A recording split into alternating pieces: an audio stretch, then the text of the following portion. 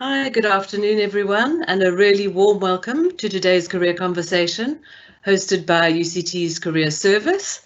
We're really excited to have you all with us today. My name is Jean, and I'll be facilitating today's session, the title of which is Transitioning Beyond UCT as an International Student. We're really excited to have three alumni on our panel who all studied at UCT as international students: Masanzu, Mishinga Kombo, and Crispus Macharia. So this webinar is part of our series of career conversations that we run really to try and help students think about the workplace, the world of work, what opportunities are out there, how graduates go about finding jobs, and what they get up to on their career journeys. So we hope that you're going to find the experience really useful and valuable today. We'd like to make it as interactive as possible, even though that's not so easy on this kind of platform. But we really do want it to be a conversation. I'll be facilitating the first part with the three panelists. And if you can write your questions in the Q&A on the side, then we'll get to as many as we can in the second part of the session. I know there are going to be lots of questions, so please try and keep them brief, and we really will try and get to them. Right, so I think I'm going to hand over to the panelists and ask them to introduce themselves and give us a brief account of their career journeys. So where you studied, what you got up to during your studies, maybe an internship or something, where you went to in your first role, and any subsequent jobs after that. So Shingi, we'll start with you. Over to you. Thanks, Jean. Good afternoon to everyone. Thanks for having me join this panel. As Jean mentioned, my name is Shingira Masanzu. I'm from Zimbabwe. So I studied at UCT. I graduated in 2008. I did an LLB and then a postgraduate diploma. And then after that, I moved to New York, where I worked at a law firm for a couple of years doing mergers and acquisitions and capital markets work. Then I took a break from working and went off to do my LLM, so Masters in Law at New York University. So I stayed in New York. And then after graduating from that, I moved to Washington, D.C., where I joined the legal department of the World Bank. Hung out there for about 4 or 5 years and then moved back to South Africa. So I'm still with the World Bank, but based in the Pretoria office now. Yeah, so that's currently what I do. In terms of sort of like, internships and things I did along the way. So whilst I was at UCT, I did a mishmash of jobs. I was, when I was in res, I was a sub-warden. I worked at the orientation office on Upper Campus. I think I might have done the writing center as well in the law faculty, but I can't remember now. It was just a mishmash of things. And during my LLM, I also interned at a human rights think tank in New York. So have sort of worked while studying, but sort of my big pillars have been law firm and then an in-house legal department right now. So that's been my journey. Thanks, Jean. Awesome. Thanks so much. Wow, exciting stuff. And we'll cross over to Mishinga.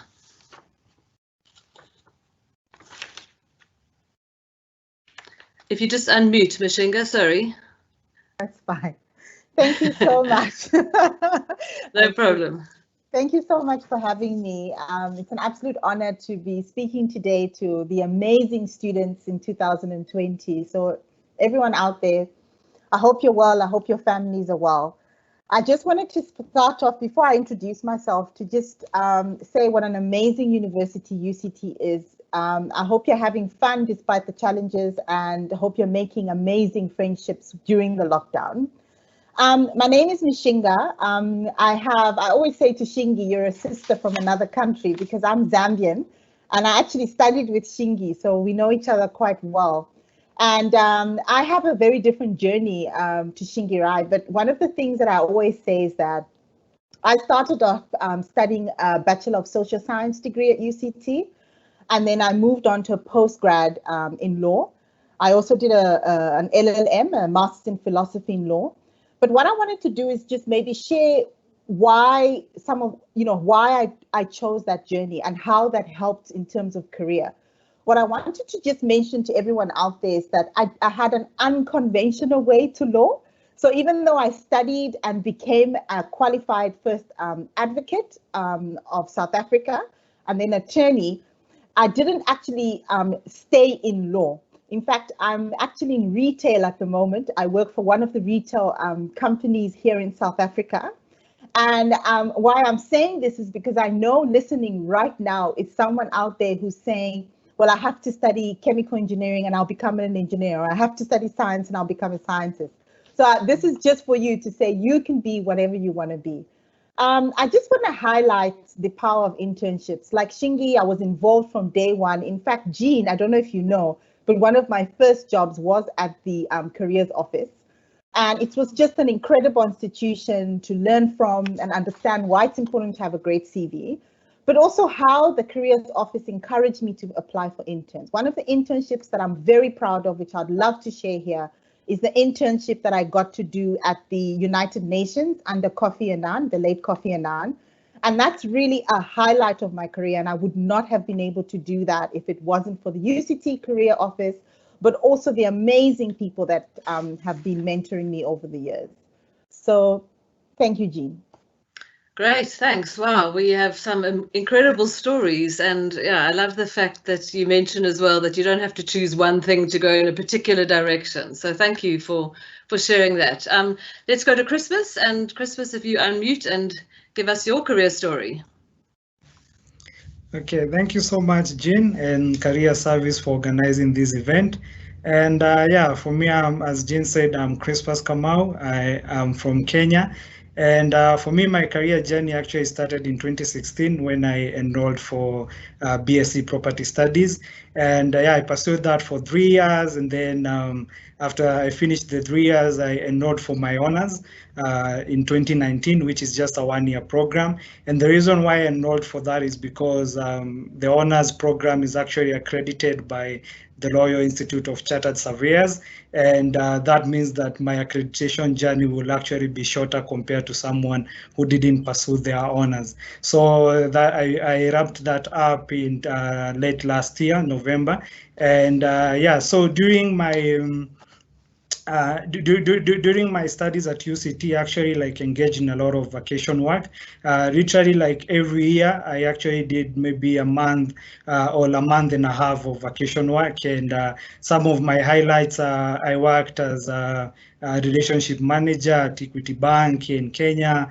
I worked as a property manager in Knight Frank, Kenya. And also one of my highlights of my career was actually working with the only registered real estate investment, the only listed real estate investment trust in Kenya called Stanley, where I worked as a property analyst. And I think actually this gave me my career direction. And also in South Africa, I also got to actually get, I was involved into 2 merit-based opportunities, one of which is I shadowed the CEO of Paragon Lending, which is a funding specialist in Cape Town for 2 weeks. And then I did a job rotation at JT Ross, one of the largest property developers in Durban. And I think what all these internships gave me, actually they gave me a career direction, because at the end of the day in real estate, like you can always like, you know, have like different career directions.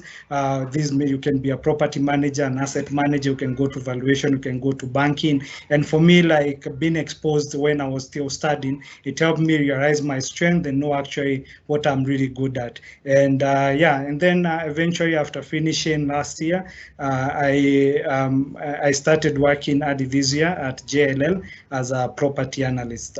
Thank you so much, Jean. Great, thank you. Wow, you sounded like you were extremely busy in your vacations and spare time while you were studying.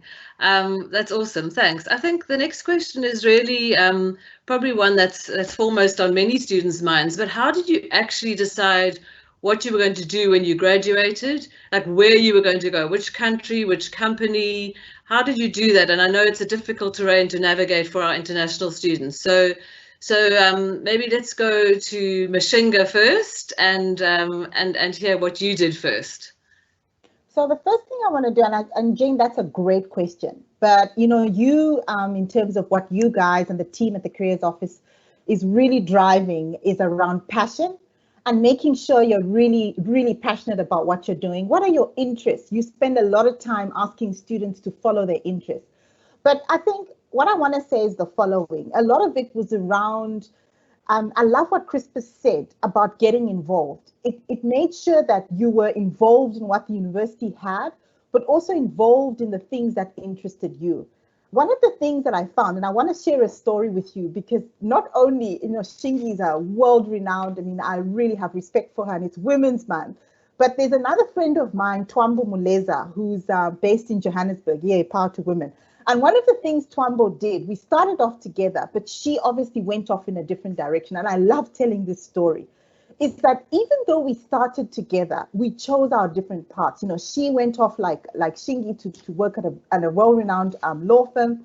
I went and I started exploring myself. And I remember, and I have to share this, one of my first jobs, Crispus, believe it or not, was actually in some kind of property management company, because I've always been interested in property. Now, secretly, I know my brother's on this call. My dad's been in property, and I can recall us in a car with him somewhere going, where are we going today and why are we doing this? So again, some of those things when you're growing up as a child, what interests you?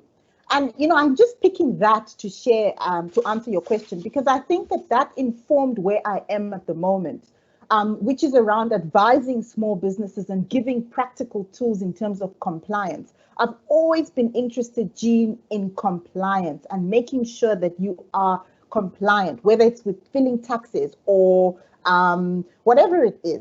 So I just thought I'd highlight that to answer the question for you. Thank you. Thank you so much. Yeah, and you're right about us always emphasizing the importance of following passions and getting experience in different areas so that you do, get more of an understanding of your next step. So maybe we'll jump to Crispus now. Crispus, if you want to answer that one. Sure. Thank you so much, Jean. And for me, I think I'll categorize it into two. First of all, like how I chose the country I want to work in, and then how I chose the company I want to work in. So for the country, like what I started with, first of all, I wanted to know like where are there like more opportunities in terms of real estate. For me, my career, I always wanted to steer it towards the asset management route, and I realized actually like only on that front, actually South Africa was the best place for me to work. And I actually had like a list of countries. I had a list of like 5 countries which I was exploring, which I actually did a lot of research on. And then the second question was the visa restrictions. And for me, what I realized is that, yes, as much as I want to work in South Africa, my degree is not critical skill. Yes, there is a way you can go around it and get the visa, but it's actually a long process. So that's how I actually set it and said, okay, in Kenya, there's less opportunities, but at the end of the day, I can always be able to secure a job there. So on that front, I decided to go back to Kenya. And then on the company I settled for. So first of all, like what I really used was my network. So when I came back to Kenya, I talked to each and every one of my network in different companies because I had maybe worked with them before. I had made friends during all my internships. And this was to establish if they have any opening or they can refer me to someone. It actually yielded a lot that they referred me to so many people and so many other companies. But actually the company I'm working at right now, that opportunity came through LinkedIn. It was a LinkedIn post and then I followed up on it. And eventually I ended up settling for JLL, it's Jones Lang LaSalle. And I think for me, it's 3 things actually that really made me to settle for this company. One is because of the career support they give you. For us, like we have to go through a whole accreditation and they actually like support you through the accreditation. And also it's also a relatively small team. So for me, I wanted to actually work for a company where there's not a lot of reporting lines. You can always talk to your manager, to your HOD, because we are like almost like 10 people. So for me, that's how I eventually settled for the company to work for. Thank you so much, Jen. Great, thank you. Wow, you really singing our song about networking and using LinkedIn, all of these things that are so important. So thanks. Shingi, what would you like to add about your sort of first steps after studying? Sure. I think what I'll add is I had a plan and then nothing went according to plan. My plan entirely fell to pieces. So my game plan had been after my LLB to do my articles at a law firm in South Africa, and then discovered 3/4 of the way through my law degree that being a non-South African, I could not get articles at any law firm in South Africa. I think I landed one interview, which ended very quickly once they ascertained that I was not a citizen, not a permanent resident, etc. So then I had 0 plan. And then it just so happened at that time there was a firm in New York that was recruiting at UCT, Stellenbosch, and I think UP, a couple of South African universities. So I applied and was, quite fortunate to get in. So I ended up moving to New York to join that firm. What I will also say is that was definitely not top of my list in terms of life options, because the nature of work was very corporate. It was capital markets, mergers and acquisitions, the last thing I wanted to do.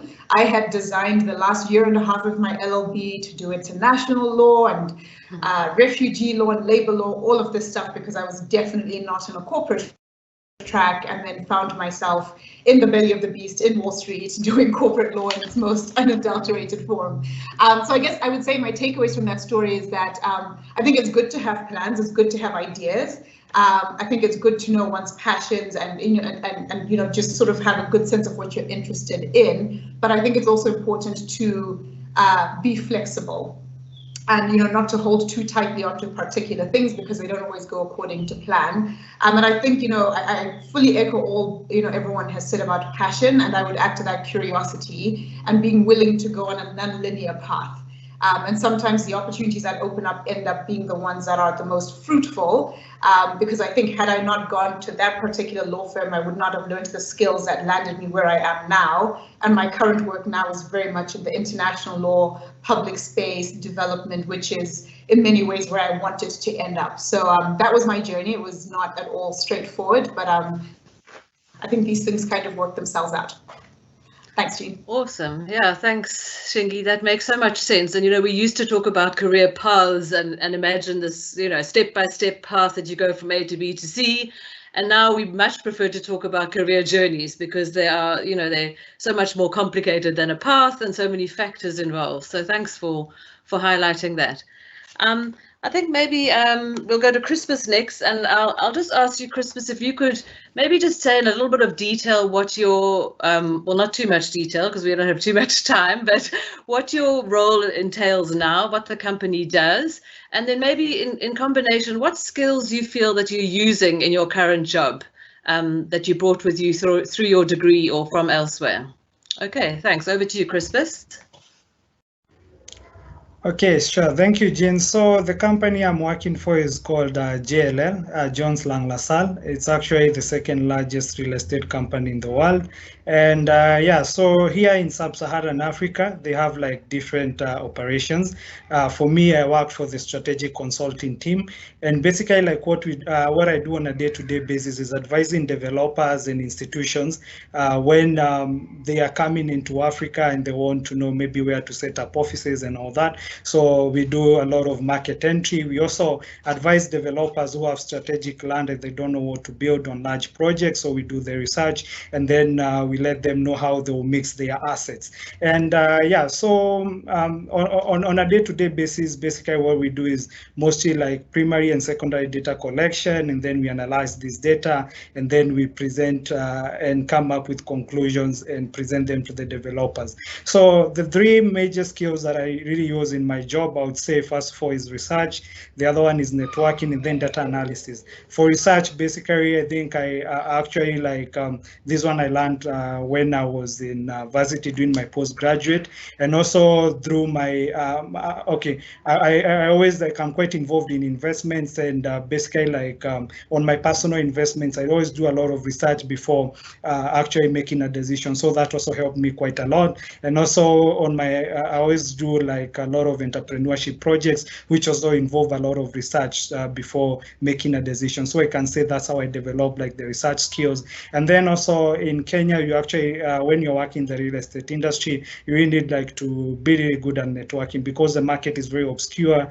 There's not a lot of transparency. You need to know people. You need to like always know like who you can call to ask for certain data, and like having people like who are in different companies and different organizations, that helps a lot. And for me, I think networking I really developed through maybe personal development.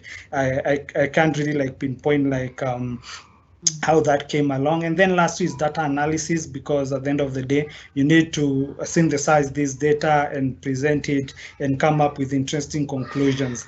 And I think that actually came about through my postgraduate studies at UCT. That's why I think this skill, I really developed this skill. And thank you so much, Jean. Great, thanks, Crispus. Awesome and interesting stuff. Shingi, shall we go to you next? And if you could just tell us a little bit about your current role, where you're working, who you're working for, and your key skills that you're using.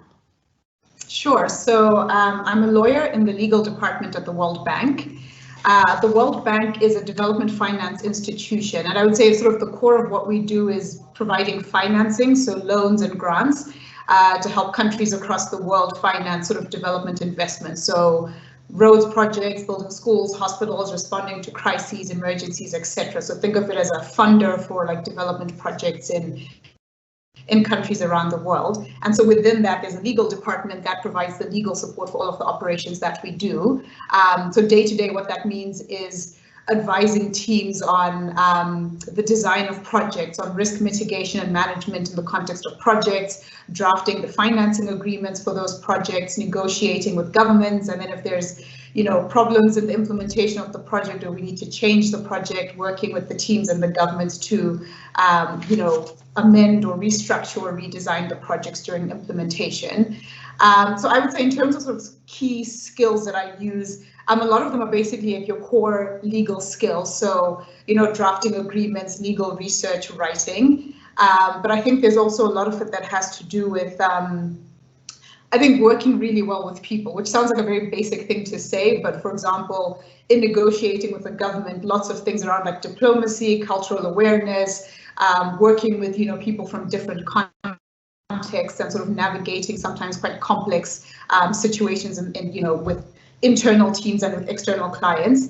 I would say also that it's a lot also about project management. So working with teams, navigating your way through a project cycle, ensuring compliance with internal policies and procedures, making sure we're on track with whatever government approvals or processes need to happen, and sort of shepherding things through along the way. And I think as an internal or an in-house lawyer, you sometimes end up becoming a bit of a crisis manager. So whenever something goes wrong, inevitably people say call legal to sort of help and figure out how to fix it. So a lot of it is being able to understand a lot of information very quickly, to synthesize it and to problem solve. I spend a lot of my time solving problems, trying to analyze what's gone wrong and sort of what are the options that we can map out to help the project go ahead, or the government achieve its goals, or the internal client team move ahead.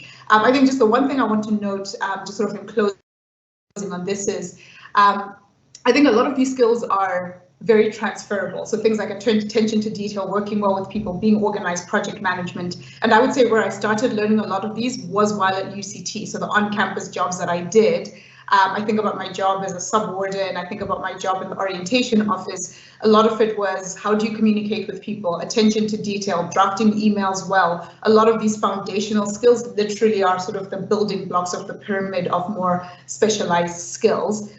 So I would say a lot of what I use now as skills are things that I learned very early on in internships and on-campus jobs and that sort of thing. So it's all very valuable stuff you can learn in that context. Thanks, Jean.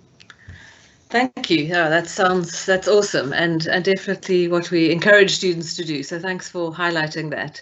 Mishinga, we'll go over to you. Thanks, Jean. So one of the things that I wanted to just add on is the how I ended up in the current role. And one of the things that I wanted to emphasize is I am what's called a failed entrepreneur.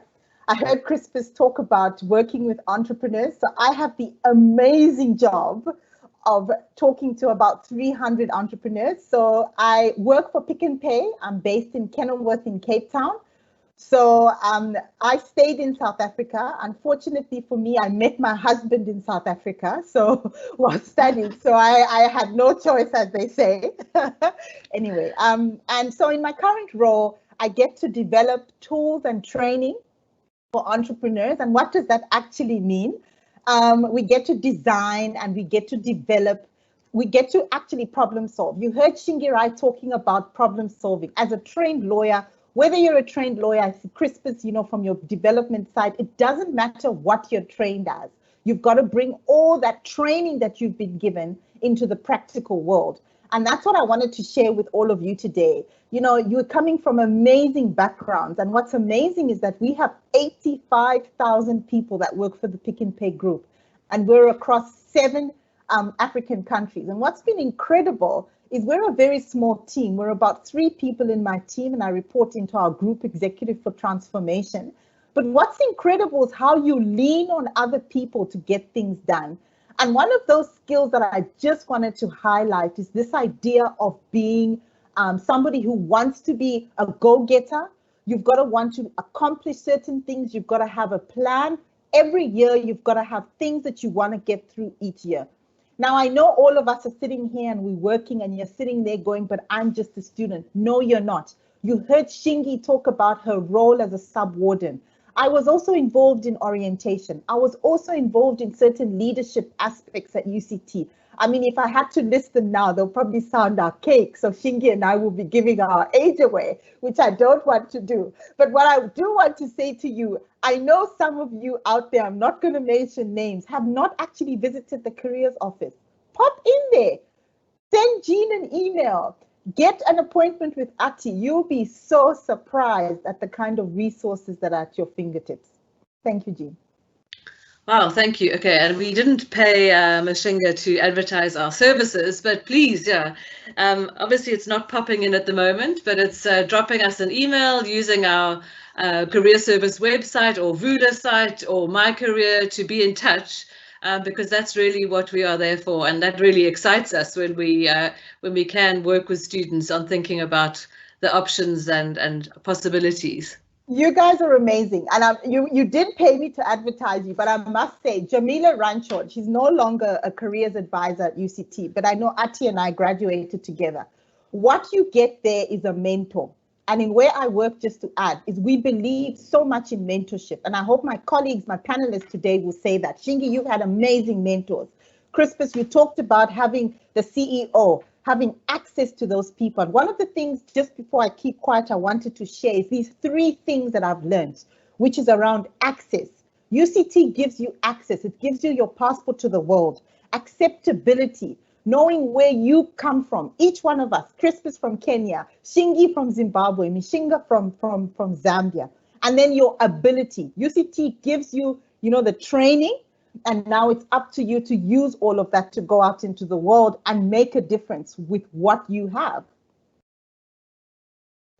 Okay, thanks, Mishinga. And yeah, we'll hold on to those words and really we do value them. So thanks. Okay, I've got to ask this question and maybe just mention one brief thing, one way that COVID has really affected the way that you're working at the moment. And how you've been, you know, we're always encouraging our students to be flexible and resilient and adaptable. So maybe you could just talk about how you've had to pivot or adapt in one area due to COVID. I think we'll start with Shingi. Sure. So I think the first most obvious is that we are all working from home. I've been working from home since mid-March. But I think more substantively, at least in the line of work that I'm in development finance, COVID is really sort of a turning point that's changing a lot of fundamentals about what we think, how we operate, and what global priorities are. And for me, my main takeaway from that, both personally, professionally, and sort of, you know, within the institution, is thinking about it in terms of what opportunities has COVID given us, and this whole global crisis. What things have we learned about ourselves, about the way we work, about what's important that we can take forward in the future. So I think initially there was a lot of hand-wringing and like, woe is us. And now it's sort of, we need to build back better. So what opportunities, what things have we discovered that we can actually take going forward? So for example, in my organization, I foresee we will be doing a lot more working remotely. There'll probably be a lot less travel, but that also allows us to connect with clients in real time a lot faster because certain things are no longer barriers. So that's sort of how it's affected my work so far. Great, thank you. Crispus? Okay, sure. Okay, sure. Thank you so much, Jen. And for me, my organization in my industry, like yes, like different areas of the sector have been affected differently. And currently, even as we are working from home, and I think that's first for the biggest adaptation like you have to make, like, like being able to work from home, being able like to handle like meetings at home and teams and all that. And also like because I'm in a research role, at the end of the day, like you have to collect data, and now you can go on the field to actually like collect the primary data. So you have to look for alternative resources on how, like, let's say you can collect the same data. And now more than even ever, like you also have like to rely a lot on your network, because if you have good networks, you can always be able, to make a call and get some data instead of actually visiting there. So I think for me, like, it's really like adapting to that. And yeah, so I think that have been the biggest change. But in general, like in the real estate sector, like I believe that different people have been affected differently. Like the people who own the properties are the ones who have been hard hit, because the occupancies have gone down and the rentals, people are no longer like paying rent on time and all that. And these also have affected, let's say, the people who lend them, the banks, and what you get to see that their non-performing loans for real estate have also gone up. And for us, we majorly work with developers, and what we have seen is that they have actually like been putting some projects on hold, and they watch like how COVID situation will go before they resume. But in general, I think the sector have been quite resilient up to now. Thank you so much, Jean. Thanks, Crispus. Thanks. And that point about being creative and thinking of creative solutions is really key. Mishinga. Thanks, Jean. So the 23rd of March, we all heard the announcement. The 26th or the 27th, we all went into lockdown. What was interesting is that that Pick n Pay, as one of the essential service providers, we had to continue providing goods and services. I just want to tell you a story about our team members. So I'm part of a 9-member team. We all went, as Shingi said, working remotely. I'm actually in my office at the moment. But what's been fascinating about resetting is how we've had to re-look at about communication, but also how we continue to stay connected to our clients. So as you said, my clients at the moment are amazing farmers, manufacturers, and entrepreneurs.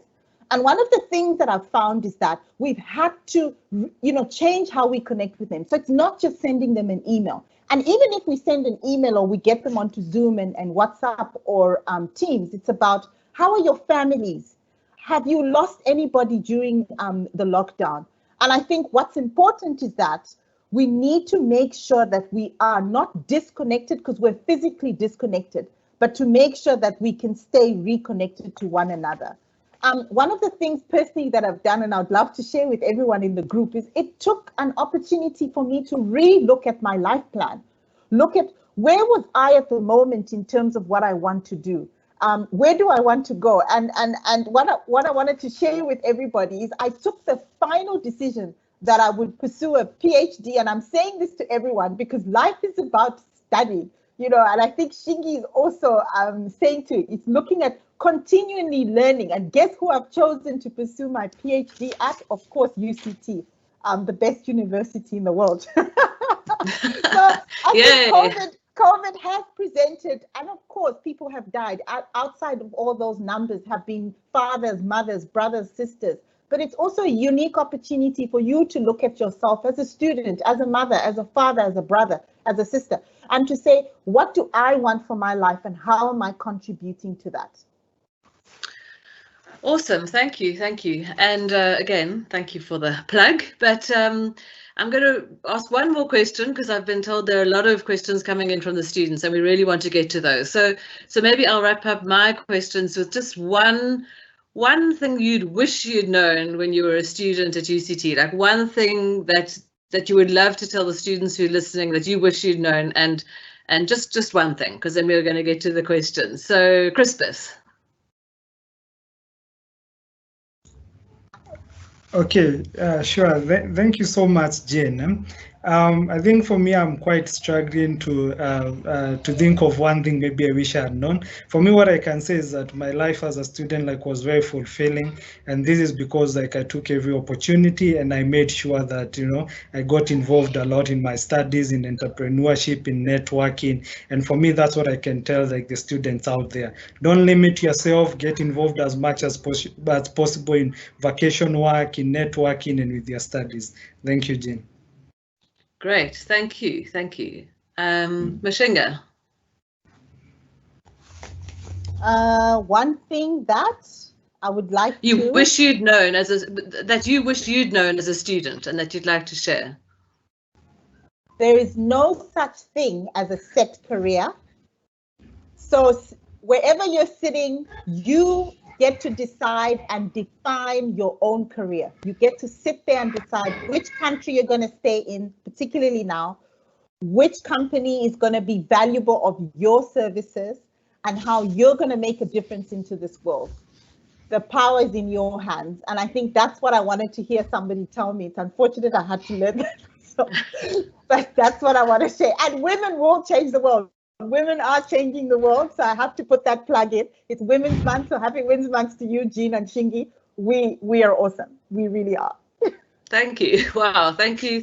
And yeah, thank you for sharing that. Shingi. So I would say two things. I know you said one, Jean, but this is what it is. Two things. The first is it will be okay. I remember feeling quite devastated at some point that oh my goodness, the world has come to an end when my perfect plan didn't work out. But it will work out. And I think the second piece related to that about how it will work out is to keep broadening your horizon. So as Mishinga said, reach out to the careers office, but try to build networks with people in industry, set up informational interviews, talk to people, because sometimes I think when you are for example, in university, you've only seen one particular way of a career looking. And the more people you speak to, the more you're exposed. You're like, oh, there's all these other things I wasn't aware of. There's all these opportunities that I didn't know about. And that's how you move from a place of panic and worry about how am I going to get a visa and how am I going to do A, B, C, D to finding new opportunities and getting out there. And just don't be afraid to take risks, because sometimes you just have to go out on a limb and shoot your shot, and hopefully things will work out. That's it for me. There was actually three things, Shingi. I like what you did there. You you just I'm going with two, and then you actually went with three. So yeah, well, hats off to you. I'm learning. So we're going to go to the questions from the students because there are plenty of them. I'm going to direct this first one at Crispus because he's already kind of touched on it. But and you like a serial interner, Crispus. So tell us how you went about finding internships as an international student, or how you went about finding VAC work in South Africa as an international student. And we've got 3 or 4 questions around that. So over to you, Crispus. Okay, thank you so much, Jean. So for me, when I was starting to look for my first internship, the strategy I was using is basically, first of all, identifying the companies I want, and then look for their general emails on the website, and then I send the email. And basically, what I quickly realized is that actually they don't actually most of them didn't reply. Almost only 10% replied. And then I decided to look for another strategy. What I started doing is calling the companies and asked to be actually taken through to the HR or the assistant HR, and then I talk with them. That yielded a bit. Some receptionists won't transfer you. That yielded a bit, but eventually what I decided was using my networks. And yeah, career service really helped me with this, and I think that's eventually what was my break for me, because at the end of the day, you get someone in your network who knows somebody else, and your network expands exponentially, and now you are able to actually get access to so many different people and so many different companies. So for me, I would say using career service and networking is the best way to go about it. Great, thank you. And I liked what you said about picking up the phone and actually calling a targeted company and asking to speak to HR. I think sometimes these days we avoid the phone and the personal contact, which is really important. Mishinga, I'm going to ask if you will answer this question. What was What was finding a job straight out of varsity as an international student like? Was it difficult or easy? What were the challenges and what were the obstacles that you faced and how did you overcome them? A lot, Okay. but if you could give it a bash. That was 4 questions in one. I'll give it a bash. Okay, so the first thing is it was very difficult. So let's take it right there. Let's start with the work permit. But there are opportunities. I want to share a story. I was a teaching research assistant for one of the professors in the law faculty. And that's actually how I got to apply for a work permit, or invited to apply for a work permit.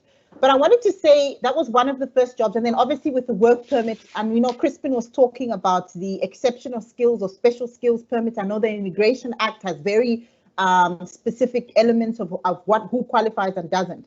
But what I wanted to share is that it was difficult, but I never became discouraged.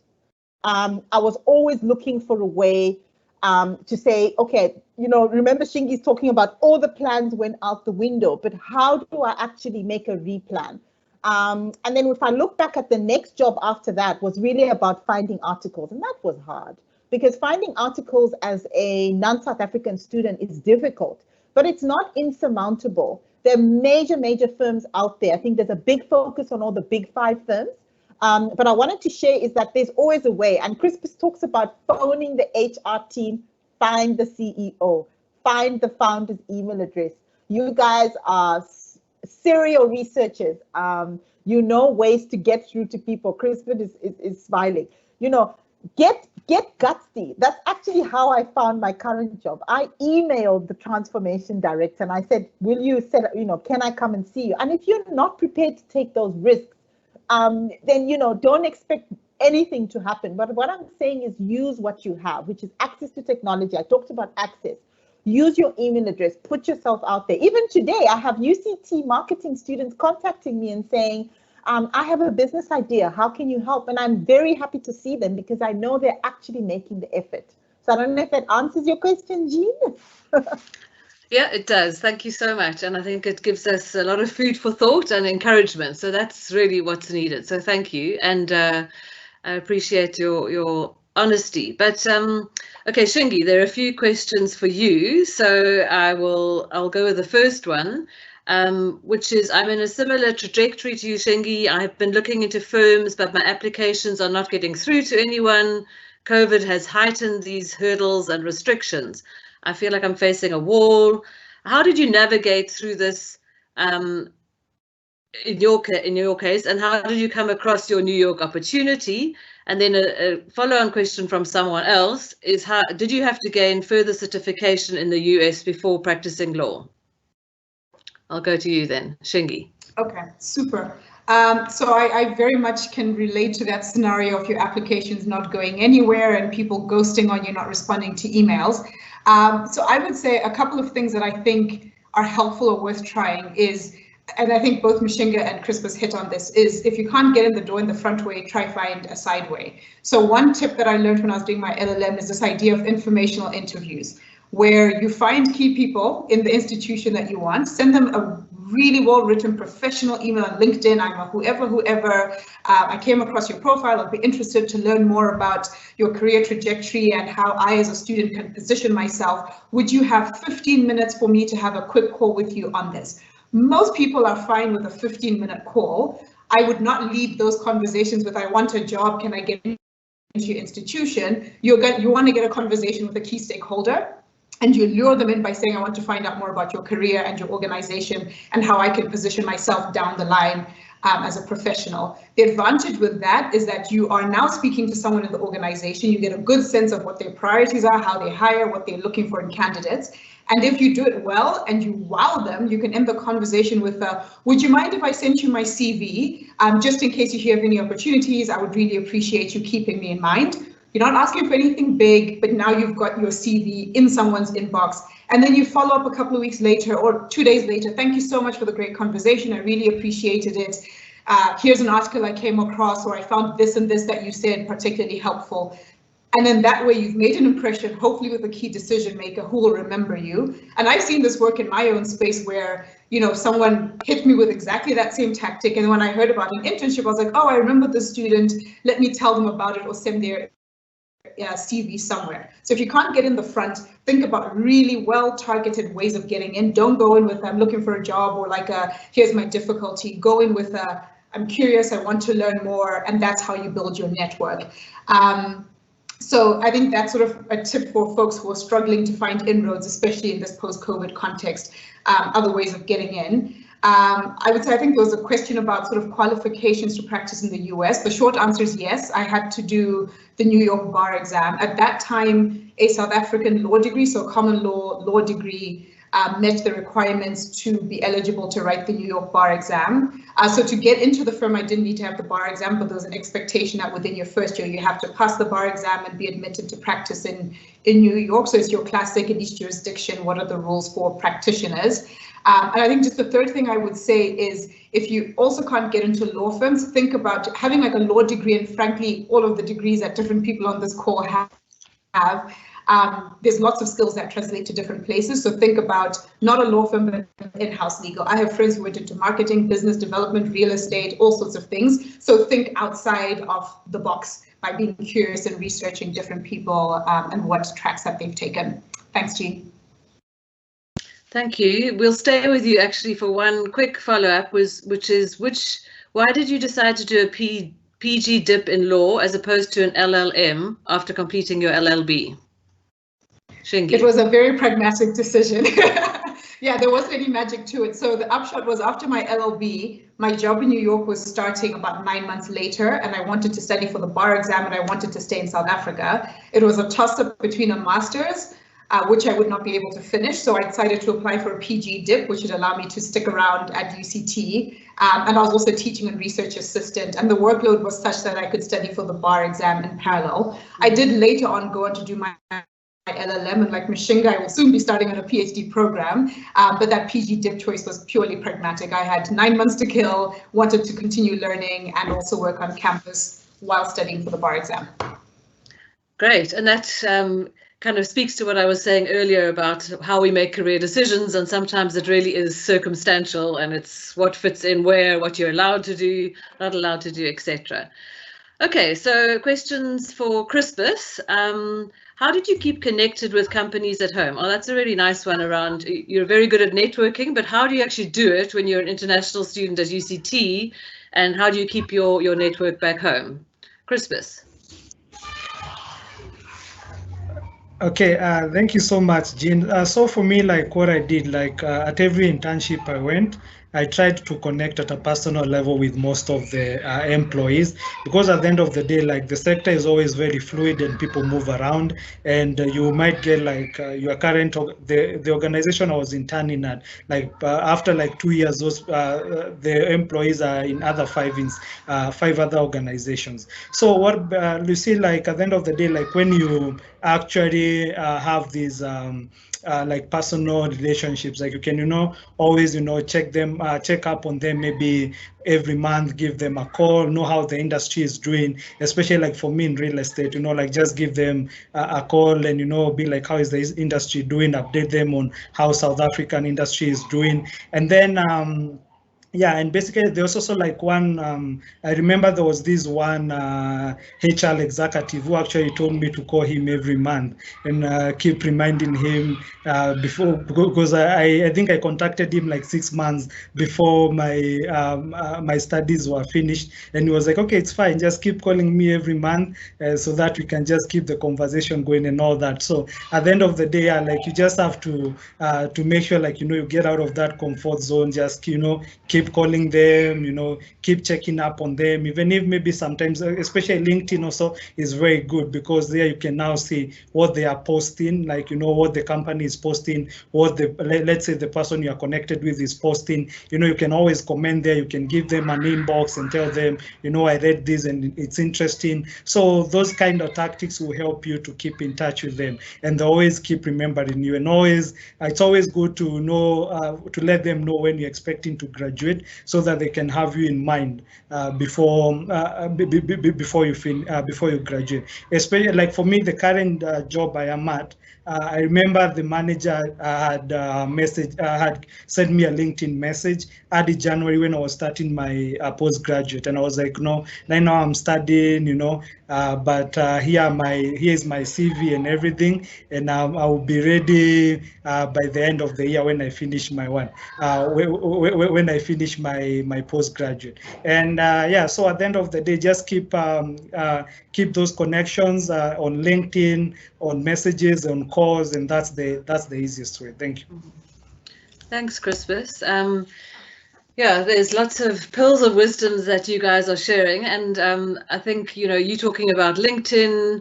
Shingi was talking about informational interviews, and I just want to put in a little plug for the career service here. And on the website, you'll find resources on these exact things. There's a great video on LinkedIn that one of our recruiters did. There's a takeaway sheet on informational interviews that you talked about. Obviously, there's information on how to put your CV together. We've got a new little mini series of videos on how to put your CV together. So I just want to encourage students to pick up on these wonderful tips that you're getting and to actually use the resources on the Career Service Vula or website. I just want to ask you one more quick follow-up question, Crispus, and then we'll go to Mishinga. But does your company have roles for electrical engineers, and what are the skills they are looking for? Okay, sure. Thank you, Jean. So currently, we have 3 offices here in Sub-Saharan Africa, one in South Africa, another one in Morocco, and one in Kenya. So the ones in Morocco and Kenya are only for strategic consulting, but the South African office actually have a lot of roles. And currently, an electrical engineer can actually fit. I'm trying to see. Maybe in our because we have a hospitality team. Yeah, sometimes the hospitality they do fit out and all that, so maybe in the hospitality team. But generally, in Sub-Saharan Africa, they don't have a lot of the functions, but globally, they have all the functions, because it's in actually in 70 countries. It's in it has 70,000 workforce. So for me, I would advise check the hospitality team. Send me a LinkedIn. I can follow up on that, and also check the other countries. Thanks, Crispus. And that's something I also wanted to mention, that if any students want to get in touch with any of our panelists, they're very welcome to do so on LinkedIn. So I think you'll find everyone's full names on the meeting details. So please do that, and I'm sure they can answer the specific questions. Okay, so we're going to go to Mishinga. Tricky ones coming your way, Mishinga, I'm warning you. So my degree falls under the critical skills. However, I do find that South African companies often restrict their selections, understandably, especially for graduate programs. How do you feel the job prospects are in South Africa for international graduates? It's a good question. Whoever asked that question, what I want you to do is go and look at who's hiring. Amazon at the moment, Amazon Cape Town, I think their head office is in somewhere in town. They're actually been looking for a number of graduate. They've got a graduate program. I personally know someone that started on the Amazon graduate program, and that person is a non-South African. So what I want to say to you is I want you to think about context. So in the context of COVID, you need to understand that there are people who are being retrenched, losing their jobs at the moment. And then what's called critical skills. And I do foresee, without prompting, the Department of Home Affairs re-looking at that list in terms of defining what makes or constitutes a critical skill versus a non-critical skill. But what I want you to do, instead of thinking about the job sector as a whole, I want you to go on top of the incredible resources at the careers office, is go and look at a website called Canva, canva.com, canva.com. Look at creating a beautiful CV. The ex-CEO of Yahoo, if you Google her, you will see that she created a beautiful CV. Remember, companies are receiving many, many CVs, and it's what Crispus says about phoning up the HR, or what Shingi said about relationships and making sure you're entering the back door. There's always various ways. I also know at Pick and Pay, and this is not about Pick and Pay, but Pick and Pay hired a Zimbabwean student on our UCT graduate program, our CA training program. And we were able to help that student get a work permit. So I don't know if that answers your question, but what I wanted to say is I personally know people that have really stuck their necks out and made a way. This amazing individual, Zimbabwean national, is now working in Durban for our sister company, Boxer.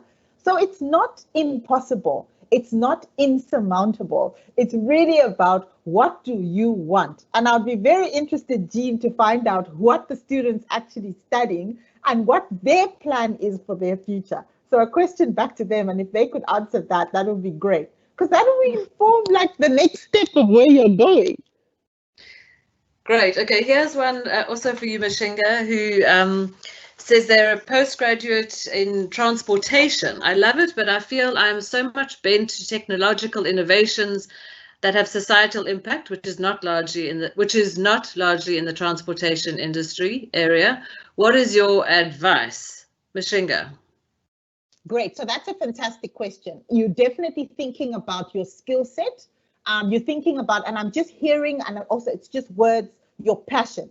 What I want to ask you is, what particularly in transport or the data analytics are you actually pursuing? You know, I'm interested in asking you a question back, and it's great question to say, what's your advice? But what do you want to do?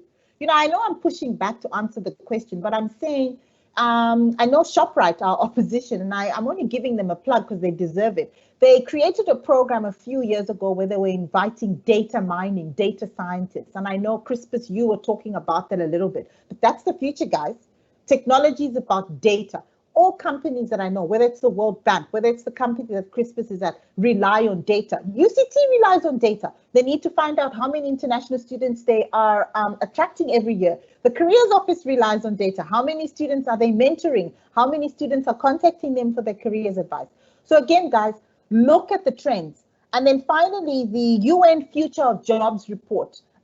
Go and Google that. There was an amazing report. I think they publish it every year or every so often. But you will see that the trends are showing that people who are who have emotional intelligence, that can connect with people, are the ones that are going to get into careers that change the world. So it's no longer you having to go to Oxford or Yale, and those are amazing institutions. But it's about, how do you, Mishinga, show up in the room? How do you want to create solutions?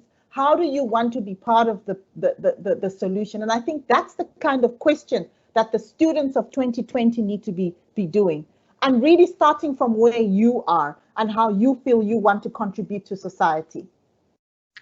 Great, thank you. Sure. We're going to go to Shingi now for the next question. There are so many questions, so we'll try and keep them brief. But can you comment on opportunities for postgrads in medical or biomedical sciences within the World Bank and the UN? But yeah, anything on that?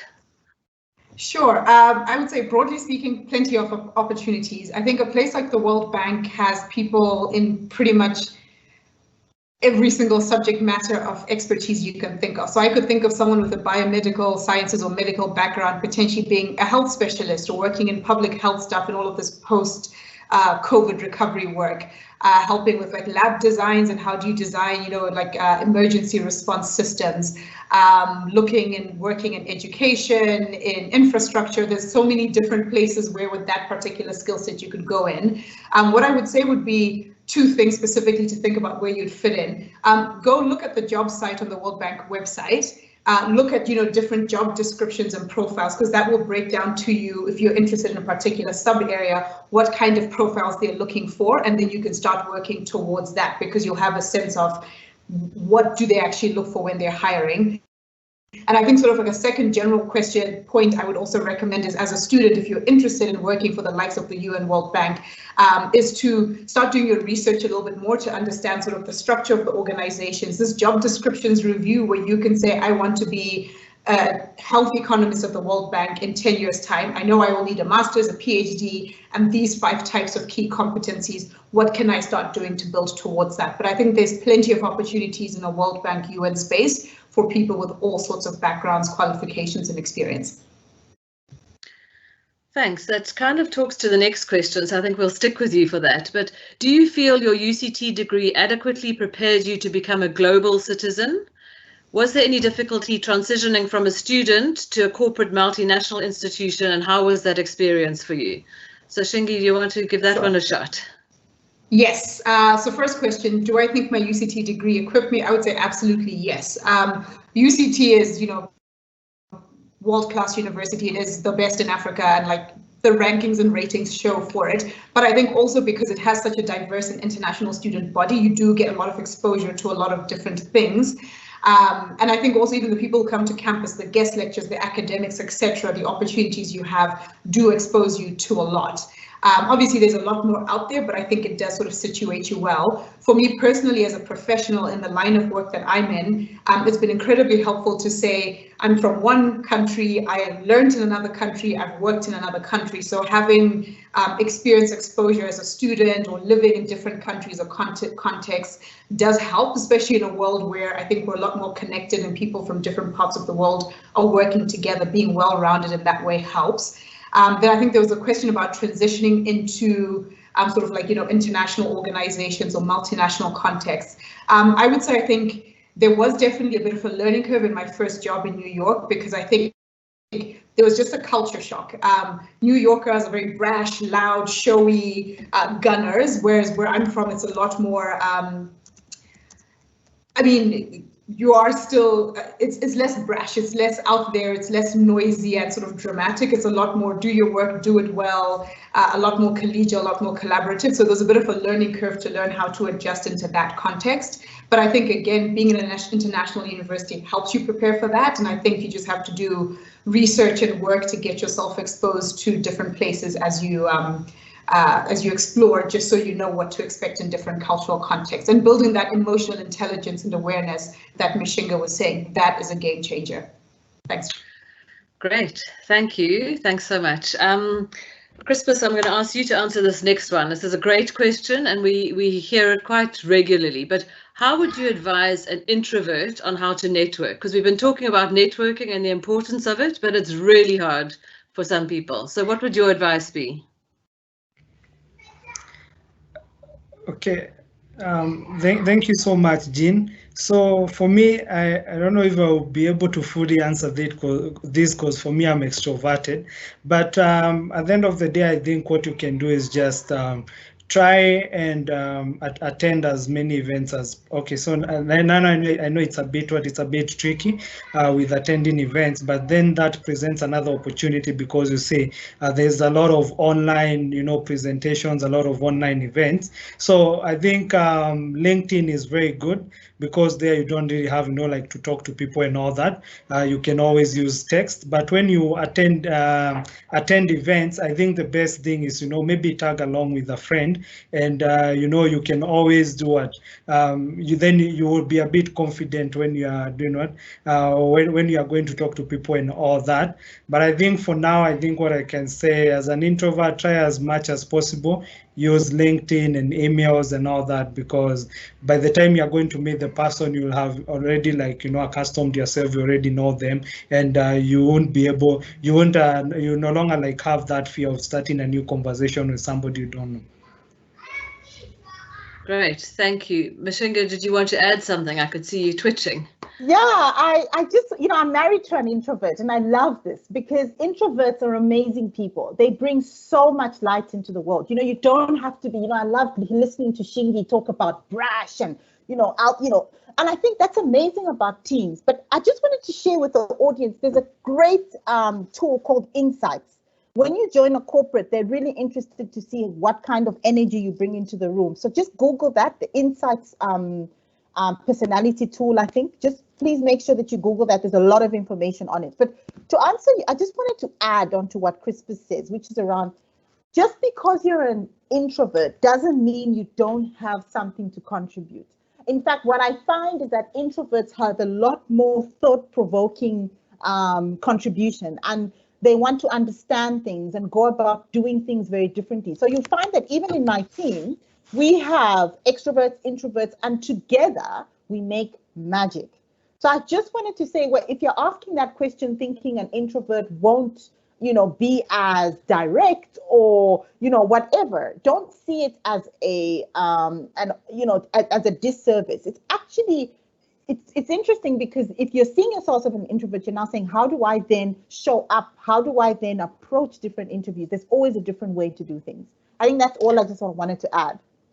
Okay, so we'll stay with you, Mishinga, because I'd love you to answer this. It's going to be the last question, and it's come in various forms. But one of my biggest worries is how to get from a student visa to one that allows me to work, like a critical skills visa or anything else. Have you any advice about how to go about this to be successful? Yes, great. So I have to say this to you. This is something that I struggled with as a student, and I'm just sad that it's still the same struggle. But what I want to say the following is the Department of Home Affairs website. I want you to go and study that, because download the Immigration Act as well. But what I want you to do is really look at firms that you can approach. So I'm not going to mention any of them right now. But what I want you to do is that there are different immigration firms or firms that provide immigration services. What I would like you to do is contact them and ask for any advice that they can give you, free legal advice. The Legal Services Board, I know, also has, and the Legal Services Board has institutions around the country in South Africa, also very good. And you know what, I'm just thinking, the UCT Law Students Council has a free legal aid clinic. As I'm thinking off my feet now, I'm just thinking they also are a great resource to ask. But what I wanted to say is immigration is the same all over the world. Whether you're a Zambian national, Zimbabwean national, it's about choosing the country that you want to stay. So don't feel pressurized to stay in South Africa. And Shingi, I hope you give me permission, and I hope you can nod. Shingi offline was talking to us about discovering the fact that she could not stay, continue to qualify as a lawyer in South Africa.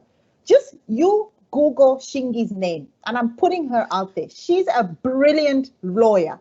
She did not use that opportunity to stop her from what she's doing. She has traveled the globe. Now, she used the UCT education to give her an opportunity to walk into another door. And that's what I want to say, Jean, is that when one door closes, another eventually opens. It's about what you want to do, how you want to contribute, and what you want to do with the amazing degree that you will have and get from UCT.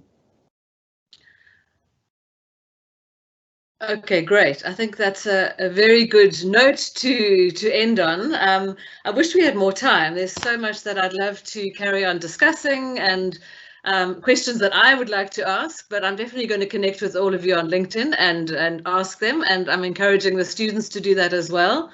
I also just wanted to encourage students, if they want, there were a few questions that came in around careers advice. If they want to make an appointment to see a careers advisor, those are ongoing now.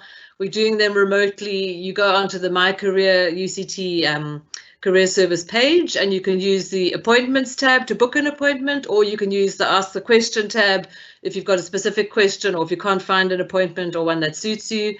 If you're having data challenges, you can go onto Vula and do the same there, and get access to the careers advisors this way.